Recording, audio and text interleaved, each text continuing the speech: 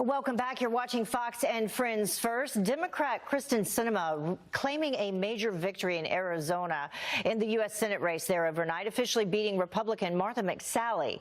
Now, this race, just one of many contentious battles that just continue to play out following the midterm elections. So what can we expect from the other tight races going on in Georgia and Florida? Here now to weigh in is constitutional law attorney Jenna Ellis. Thank you very much for joining us. We appreciate it.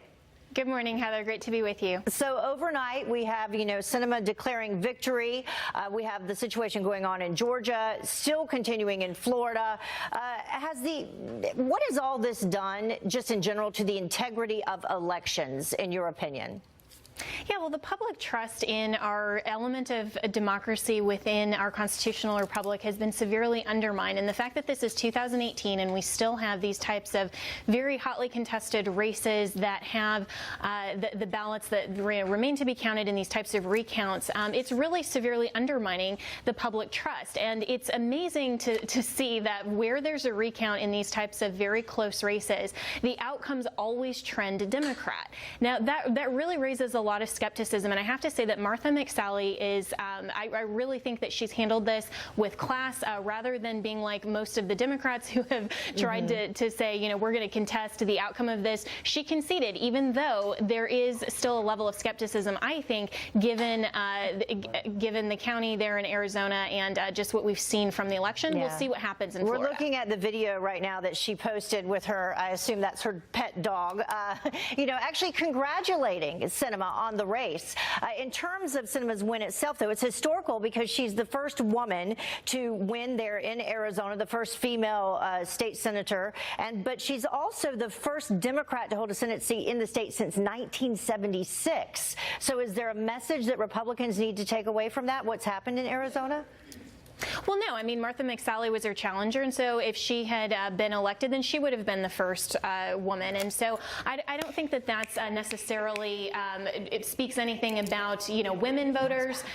But I also think that we have to make sure that we have integrity in our elections moving forward. And it's actually frustrating, I think, for Sinema that this type of shadow over her first remains there because of the lack of really candor and really the undermining of the process there in Arizona. What about the election chaos that is going on in Florida, and this just continues to grow? What needs to be done to avoid this election nightmare from happening again? And people are saying, why is this always happening in Florida?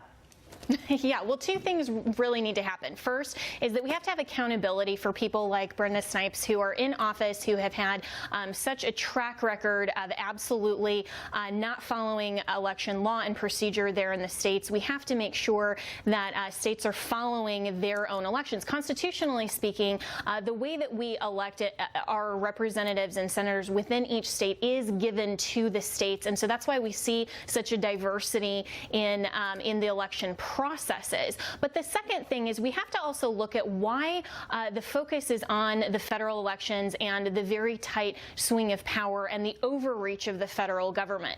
The states actually have more constitutional authority and we the people than the federal government would like us to believe. And so when we see an overreaching federal government, we the people, through Article 5 of the U.S. Constitution, can call for a convention of the states to rein in federal government power, and we need to look at that moving forward as the optimal solution to rein in government power. And conventionofstates.com has actually passed that petition in, I think it's 12 states now, and looking forward in this gap between 2018 and 2020, that's the best solution that we can possibly look at. All right. Well, we will see what happens. We've got a lot of deadlines to see if they can reach those this week. Jenna Ellis, live for us. Thank you, Jenna. Thank you.